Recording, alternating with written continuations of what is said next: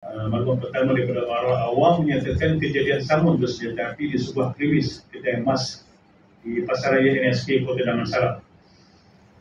Kejadian ini dipercayai seorang lelaki warga tempatan menggunakan senjata Rishyaki sepucuk pistol semasa melakukan samun, di mana dalam kejadian tersebut suspek ini telah bertindak bersendirian.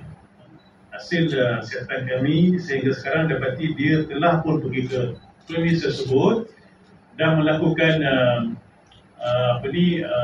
pemeriksaan dan juga ronda di kawasan itulah sebelum dia melakukan kejadian samun ini. Dipercayai sebanyak 7 dulang ataupun 7 rak yang mengandungi barang kemas yang dipamerkan dalam kedai tersebut dilarikan oleh penjenayah ini dan kemudiannya melarikan diri menggunakan sebuah motor car yang diletakkan luar pasaraya berkenaan, dan kerugian dianggarkan dalam 2 juta seperti yang didakwa oleh tuan punya kedai pada 22 Mac pada hari yang sama dan lebih kurang 10 suku malam. Ibu Pejabat Polis Kontijen Selangor dan juga Ibu Pejabat Polis Daerah Petaling Jaya, iaitu tim CID, telah berjaya membuat tangkapan terhadap satu lelaki Melayu berumur lingkungan 32 tahun.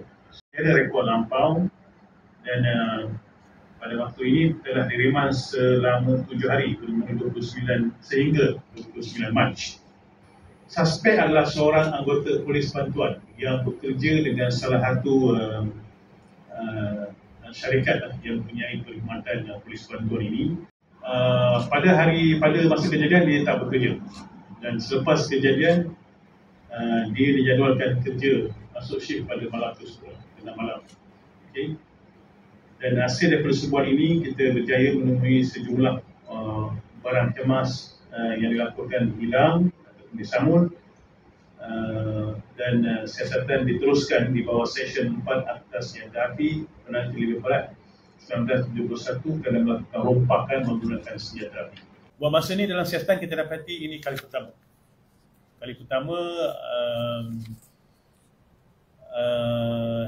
Dia tinggal dan juga bertugas di kawasan Bukit Beruntung.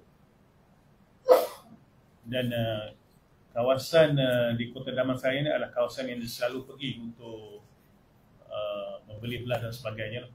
Ya, kita dapati dia ada hutang. Dia ada hutang dalam hampir 20,000. Jadi